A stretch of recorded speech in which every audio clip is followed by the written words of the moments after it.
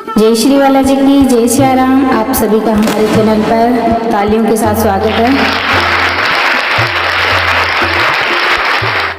आज मैं लेके आई हूँ शुक्रवार व्रत कथा, माँ वैभव लक्ष्मी व्रत कथा। एक शहर था। इस शहर में न जाने कितने लोग रहते थे। विदेश से आए हुए लोग रोजगार की तलाश में इस शहर में आते थे, तो उनके पास कुछ भी नहीं होता था। उनकी एकमात्र यही इच्छा रहती थी कि उनको एक किसी तरह से भी 2 समय की रोटी मिल जाए। मेहनत मजदूरी करने के बाद बच्चों का पेट पालन और भरण पोषण अच्छी तरह से हो जाए। वैसे देखा जाए तो मानव की इच्छाओं की कोई सीमा नहीं होती है।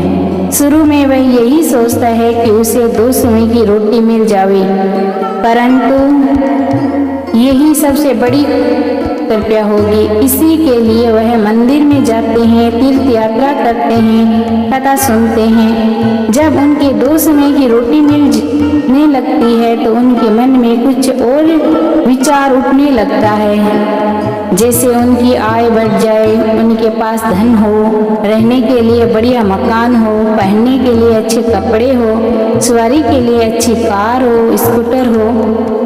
बस रोटी मिलने के बाद उनकी लालसा बढ़ती ही जाती है। किसी ने ठीक ही कहा है, भूख की एक सीमा हो सकती है।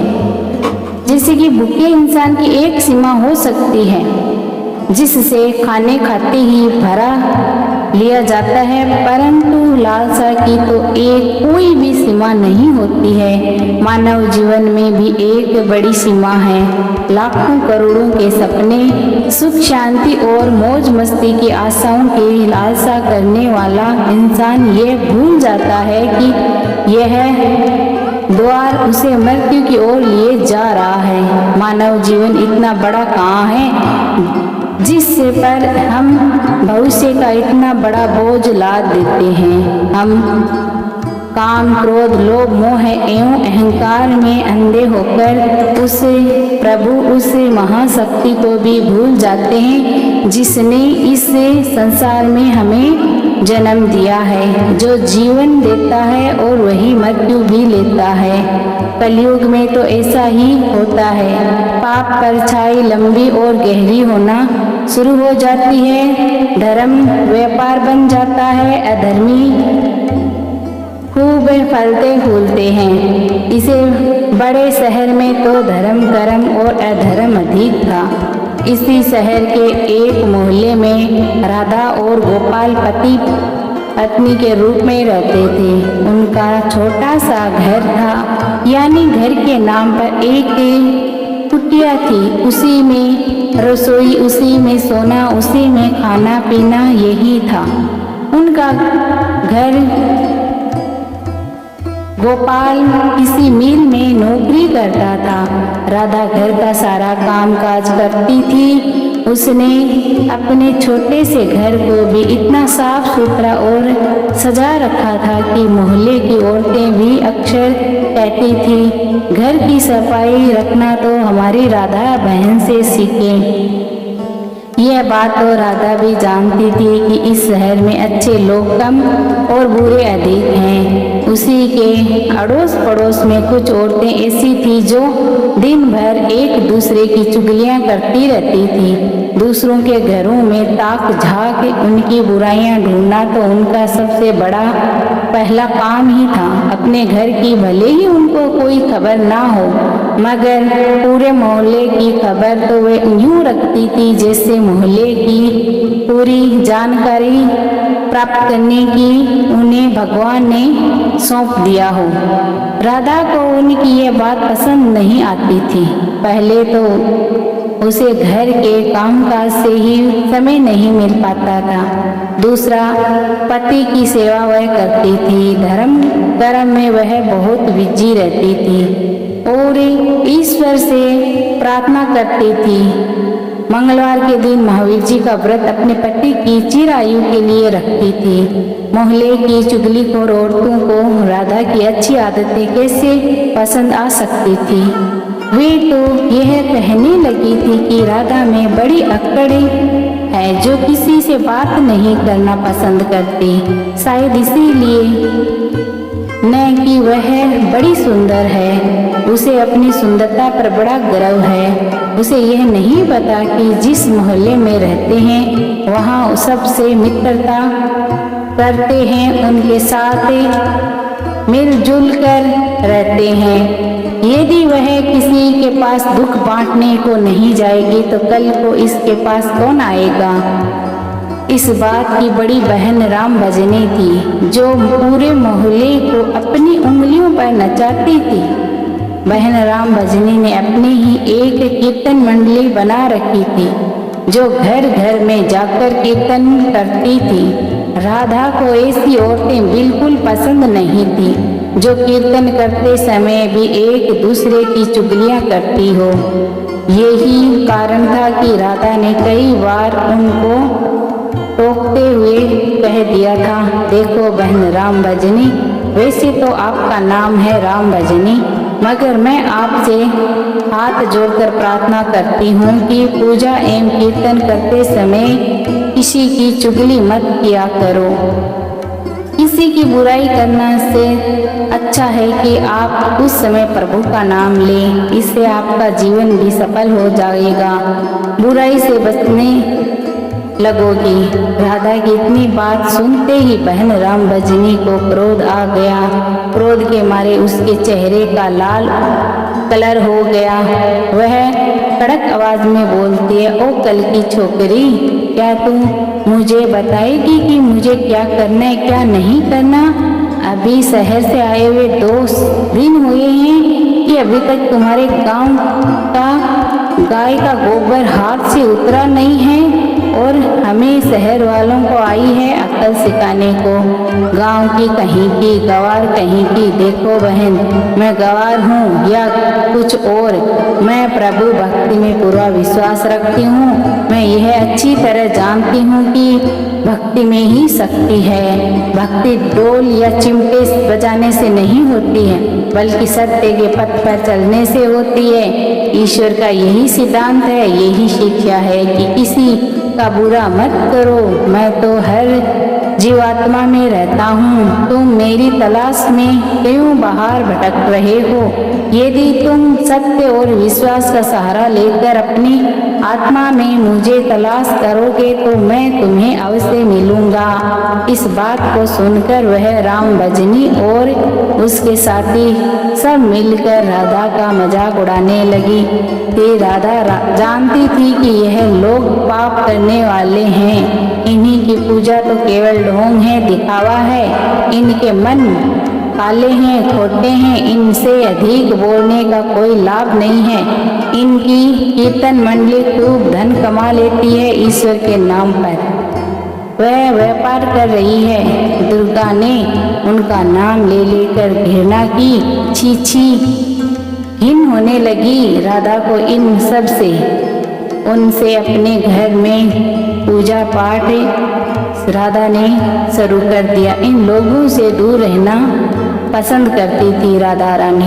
उधर गोपाल बुरी संगत में पड़ गया, शराब पीने लगा, जुआ खेलने लगा।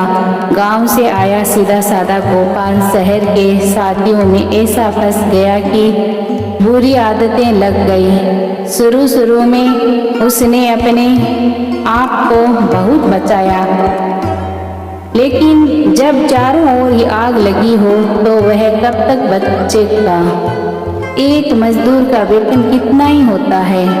सारा कामकाज करने के बाद उसे कुछ चंद रुपए मिलते हैं, उन्हीं में वह घर का राशन पानी और किराए में चले जाते हैं, वही कपड़े लत्ते लेते हैं। बस उतने वेतन से ही तो चलता था। लेकिन जब इसी वेतन से शराब पिया जाए, चरस गांजा खेला जिया जाए, जुआ खेला जाए तो घर कैसे चलेगा भला। राधा बेचारी बहुत दुखी हो गई, अंदर ही अंदर घुलने लगी। रोने लगी। पति को मना करती तो उल्टा उसे डांट पड़ती, गालियां सुनने को मिलती। घर में आकर वह इतना हाय हल्ला मचा देता था कि लोगों को मजाक उड़ाने में मौका मिल जाता था। वह अंदर ही अंदर टूटने लगी, हर समय उदास रहने लगी। अपने मन की आग को शांत करने के लिए आंसू बहाती रहती। इस पर देश में उसका कौन था जो उसे सहारा देता? वह तो अकेली पड़ गई थी। ले देखकर उसे प्रभु का सहारा ही तो था। माँ दुर्गा की उसका सहारा थी। माँ लक्ष्मी तो उस घर से रूठ ही गई चुकी थी। गोपाल ने घर के बर्तन तक बेच डाले। इतने में बड़े संकट में भी उसने प्रभु पर विश्वास नहीं छोड़ा, माँ दुर्गा की उपासना नहीं छोड़ी। उस पूर्व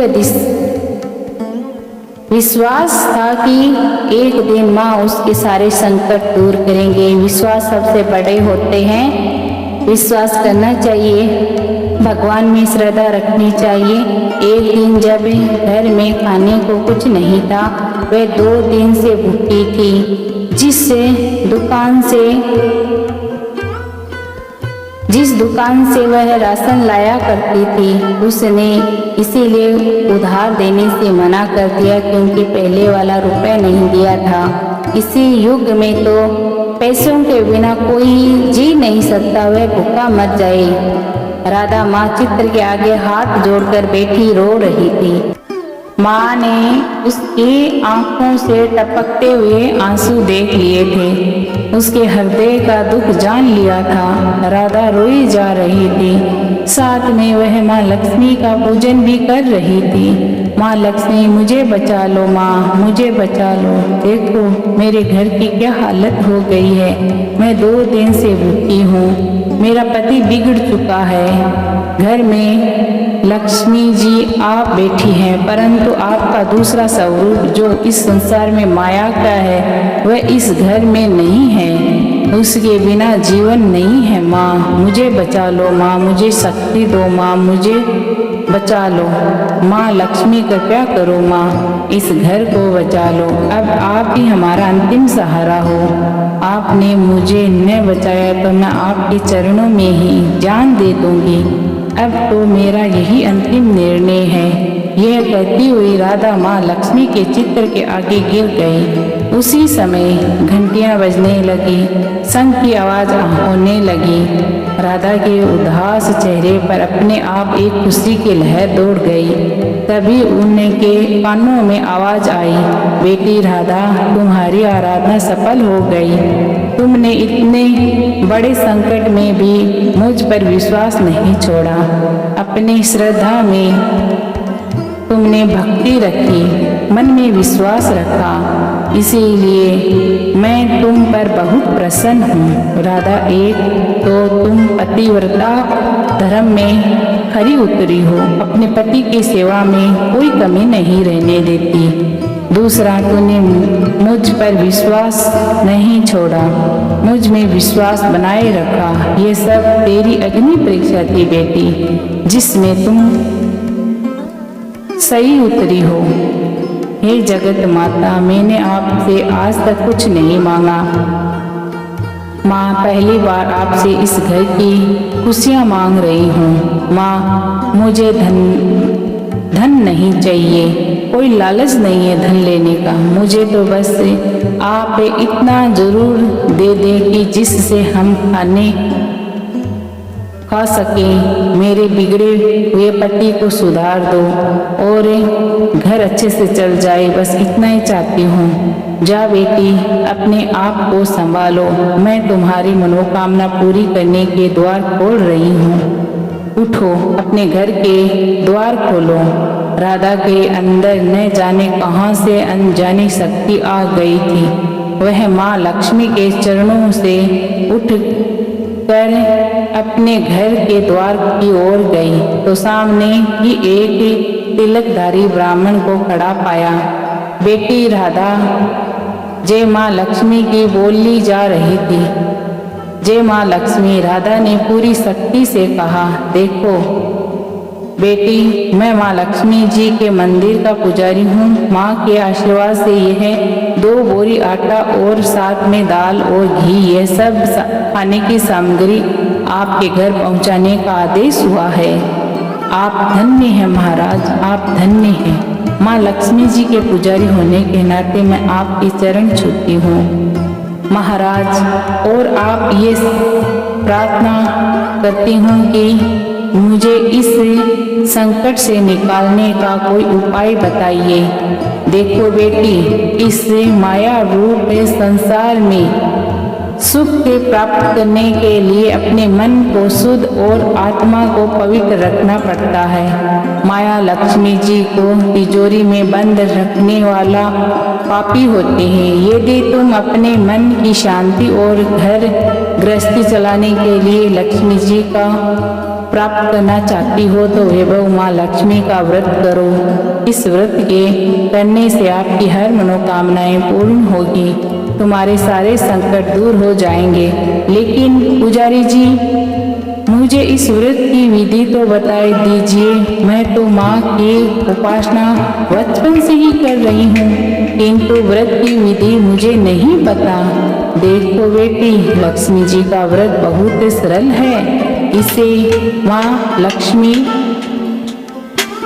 का व्रत कहते हैं, वैभव लक्ष्मी व्रत कहते हैं। जो प्राणी सच्चे मन से इस व्रत को करता है उसकी सारी मनोकामनाएं पूर्ण हो जाती है, उसे हर प्रकार के सुख संपत्ति प्राप्त होती है। इस व्रत को विधि पूर्वक करने से ही इसका फल मिलता है। जो लोग इस व्रत को विधि पूर्वक नहीं करते उन्हें कोई फल तो नहीं मिलता, बल्कि वे अपने मन की शांति खो बैठते हैं। कई पाखंडी और धोखेबाज ये कहते फिरते हैं कि सोने के गहने की हल्दी कुमकुम से पूजा करें बस व्रत हो गया, परंतु ऐसा नहीं है। कोई भी व्रत जब तक अपनी विधि पूर्व अनुसार नहीं किया जाता उसका फल शून्य ही होता है, उसका कोई फल नहीं मिलता।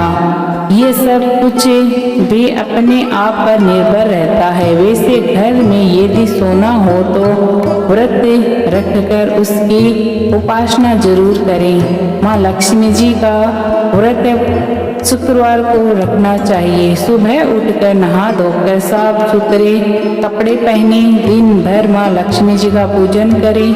हर समय मुँह से जय माँ लक्ष्मी, जय माँ लक्ष्मी बोलते जाए। शाम के समय पूर्व दिशा की ओर मुख करके आसन पर बैठें और माँ लक्ष्मी जी की मूर्ति या चित्र किसी ऊंचे स्थान पर रखे, उसके आगे चावल की ढेरी लगाए। एक थैली या प्लेट में सोने के ज्वारे रखे। यदि सोने के ज्वारे न हो तो चांदी के भी आप काम चलाया जा सकेगा। माँ लक्ष्मी के चरणों में गुलाब के लाल फूल अर्पण करके धूप के साथ साथ विदेशी घी की ज्योति जलाएं। वैसे तो माँ लक्ष्मी के अनेक रूप हैं, परंतु इस व्रत में सबकी नींव श्री यंत्र है। जो माँ भगत श्री यंत्र के दर्शन कर लेते हैं, समझ लो उन्होंने माँ के हर रूप के दर्शन कर लिए। इसीलिए माँ पूजन के समय श्री यंत्र को मत भूलो। सबसे पहले प्लेट में रखे ज्वारे को हल्दी का टीका लगाकर 5 बार बोले, जय माँ वैभव लक्ष्मी हमारी खाली झोली भर दो माँ। इसके पश्चात घी, आटे और चीनी को भूनकर बनाया गया प्रसाद जिसमें केले के टुकड़े काट दो। माँ लक्ष्मी की आरती करके उसे प्रसाद को बांट दो। बांटते समय भी माँ की जुबान से जय जयकार बोलते जाओ। यह व्रत निरंतर 21 या 51 रखे जा सकते हैं। सूर्यास्त होने के पश्चात माँ की उपासना करके जब प्रसाद बांट ले तो आप भी भोजन ग्रहण कर सकते हैं। माँ के आगे रखे चावलों को पक्षियों में बांट दें।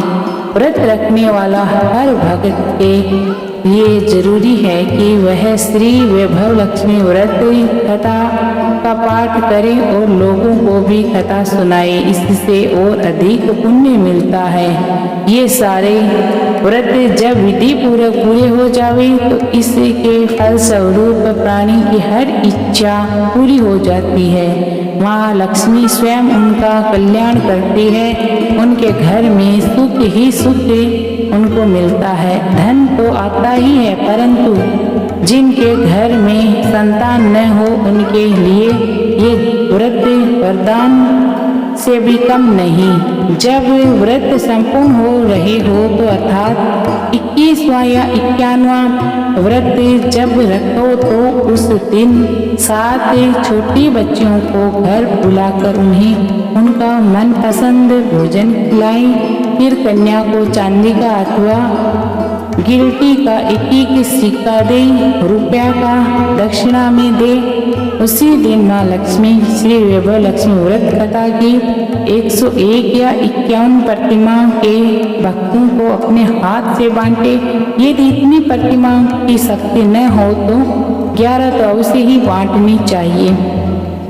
माँ लक्ष्मी की प्रतिमा के आगे बैठ जाना, हाथ जोड़कर उनके सामने प्रार्थना करते हुए कहना, हे माँ लक्ष्मी, आपकी और प्रभु की कृपा से मैंने अपने व्रत विधि पूर्वक पूरे कर लिए हैं, इसीलिए हे माँ आप हमारी इच्छा पूरी करो, हमारी मनोकामना पूरी कर दो। माँ हम सदा सुख से रहने में हम सबको आनंद मिलता है, हमें सुख से रखो माँ, हमारे परिवार को सुख दो माँ।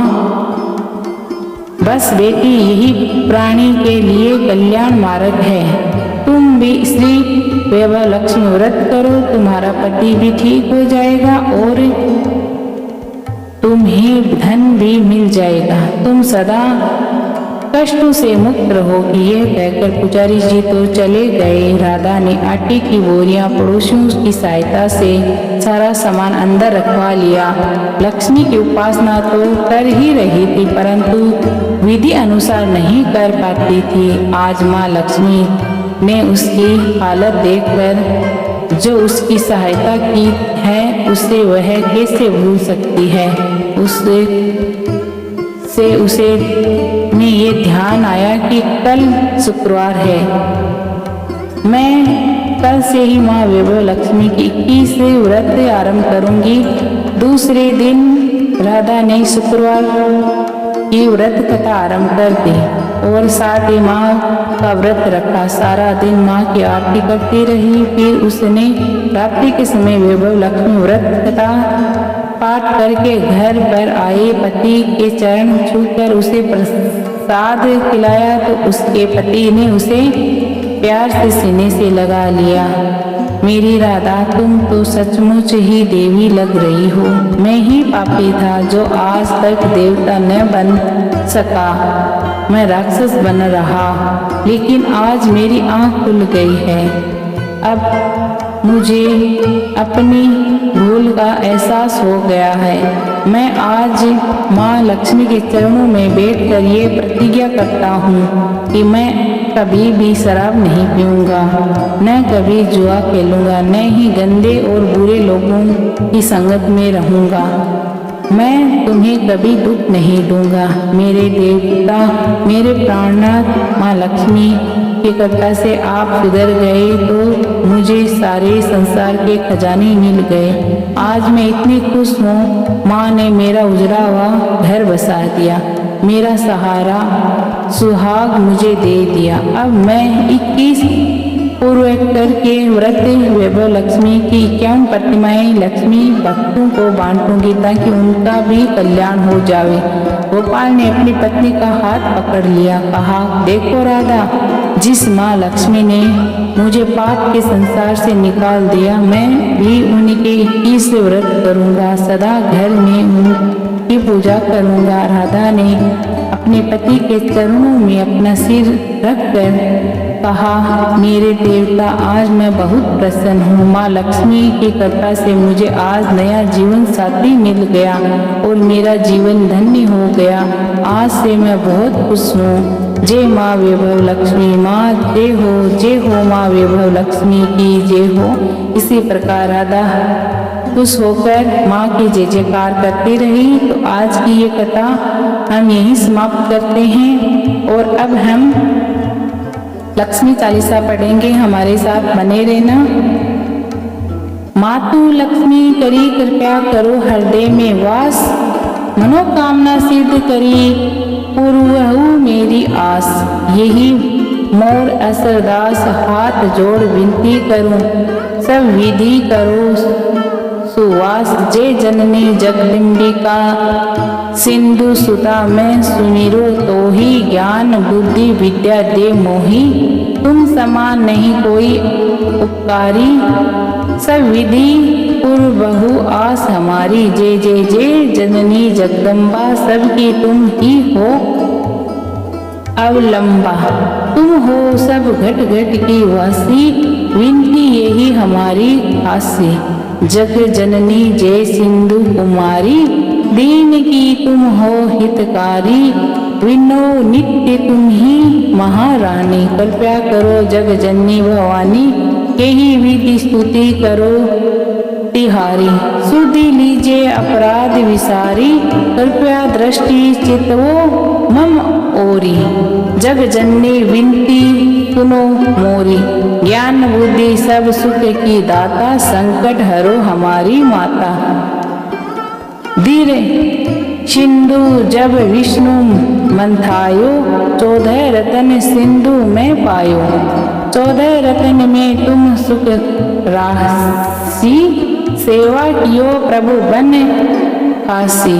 जो जो जन्म प्रभु जहाँ लीना, रूप बदन तह सेवा कीना। स्वयं विष्णु जब नर तनु धारा, लीनहु अवधरपुरी अवतारा। तब तुम प्रगटी जनकपुर माही, सेवा कियो हृदय पुलकाही। अपनायो ताही अंतर्यामी, विश्व विदित त्रिभुवन के स्वामी। तुम सम प्रबल शक्ति नहीं आनी, कहो लो महिमा कहो बखानी। मन क्रम वचन करे सेवकाई, मन इच्छित वांछित फल पाई। तजई छल कपट और चतुराई, पूजही विधि भांति मन लाई। और हाल में कहो बुझाई, जो यह पाठ करे मन लाई। ताको कोई कष्ट न होई, मन इच्छित पावे फल सोई। त्राहि त्राहि ये दुख निवारणी, त्रिविधि ताप भव बंधन हारणी। जो स्तुति पढ़े पढ़ावे, ध्यान लगाकर सुने सुनावे। ताको कोई न रोग सतावे, पुत्र आदि धन संपत्ति पावे। पुत्रहीन अरु संपत्तिहीना, अंध बंधीर कोडी अति दीना। विप्र बुलावे के पाठ करावे, शंका दिल में कभी नहीं लावे। पाठ करावे दिन चालीसा, ता पर कृपा करे गौरीसा। सुख संपत्ति बहुत सो पावे, कमी नहीं पाहो की आवे। जो 12 मास करे पूजा के ही, सम धन्य और नहीं दूजा। प्रतिदिन पाठ करे मन माही, उन सम कोई जग में कहु नाही। बहुविधि क्या मैं करो बढ़ाई, लेही परीक्षा ध्यान लगाई। करी विश्वास करे व्रत सेमा, करी व्रत नेमा होए सिद्ध उपजे उर प्रेमा। जय जय जय लक्ष्मी भवानी, सब में व्यापित हो गुण खानी। तुम्हारो तेज प्रबल जग माही, तुम सम कहो दया लून कहो नाही। मोहि अनाथ की सुध अब लीजे, संकट काटी भक्ति मोहि दीजे। भूल चूक करी क्षमा हमारी, दर्शन दीजे दशा निहारी। यही प्रकार में करो बढ़ाई, ज्ञान बुद्धि मोहि नहीं अधिकारी, बिन दर्शन व्याकुल अधिकारी, तुम ही इच्छित दुख सहते भारी, नहीं मोहि ज्ञान बुद्धि है मन में, सब जानते हो अपने मन में, रूप चतुर्भुज करके धारण, कष्ट मोर अब करहु निवारण, त्राहि त्राहि दुख हारिणी, हरो बेगी सब त्रास, जयति जयति जय लक्ष्मी, करो दुश्मन का नाश, रामदास धरी ध्यान नित्य, विनय करत कर जोर, मातु लक्ष्मीदास पे करहु दया की और। जय माँ लक्ष्मी, जय माँ लक्ष्मी। चालीसा यहीं समाप्त होता है। अब हम पढ़ेंगे माँ वैभव लक्ष्मी आरती। ओम जय लक्ष्मी माता, मैया जय लक्ष्मी माता, तुम्हें तू निस दिन सेवत हर विष्णु विधाता। ओम जय लक्ष्मी माता, उम्मा ब्रह्मा ब्रह्माणी, तुम ही जग माता, सूर्य चंद्रमा ध्यावत नारद ऋषि गाता। ओम जय लक्ष्मी माता, दुर्गा रूप निरंजन, सुख संपत्ति दाता, जो कोई तुमको ध्यावत रिद्धि सिद्धि धन पाता। ओम जय लक्ष्मी माता, तुम्हें पाताल निवासनि, तुम ही सुखदाता, कर में प्रभाव प्रकाशनि, भवनिधि की दाता। ओम जय लक्ष्मी माता, जिस घर में तुम रहती तह सब सद्गुणी आता, सब संभव हो जाता, मन नहीं घबराता। ओम जय लक्ष्मी माता, तुम बिन यज्ञ न होते, वस्त्र न कोई पाता, खाने पाने का वैभव सब तुमसे आता। ओम जय लक्ष्मी माता, शुभ गुण मंदिर सुंदर सिरुद दी जाता, रतन चतुर्दश तुम बिन कोई नहीं पाता। ओम जय लक्ष्मी माता, माँ लक्ष्मी जी की आरती जो कोई जन गाता, पूरी आनंद समाता, पाप उतर जाता। ओम जय लक्ष्मी माता, जय हो माँ लक्ष्मी आकी जय। अब हम माँ वैभव लक्ष्मी का मंत्र सुनाएंगे आपको। ओम श्रीं ह्रीं क्लीं ऐं कमलवासिनी स्वाहा।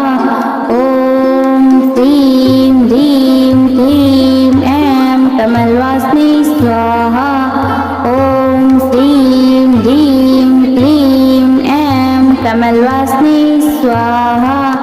ओम श्रीं ह्रीं क्लीं ऐं कमलवासिनी स्वाहा। ओम ह्रीं ह्रीं क्लीं ऐं कमलवासिनी स्वाहा। ओम श्रीं ह्रीं क्लीं ऐं कमलवासिनी स्वाहा। ओम श्रीं ह्रीं क्लीं ऐं कमलवासिनी स्वाहा। ओम श्रीं ह्रीं क्लीं ऐं कमलवासिनी स्वाहा। ओम श्रीं ह्रीं क्लीं ऐं कमलवासिनी स्वाहा। ओम श्रीं ह्रीं क्लीं ऐं कमलवासिनी स्वाहा। ओम ऐं ह्रीं क्लीं ऐं कमलवासिनी स्वाहा। ओम ऐं ह्रीं ह्रीं क्लीं ऐं कमलवासिनी स्वाहा। ओम ऐं ह्रीं क्लीं ऐं कमलवासिनी स्वाहा। ओम श्रीं ह्रीं स्वाहा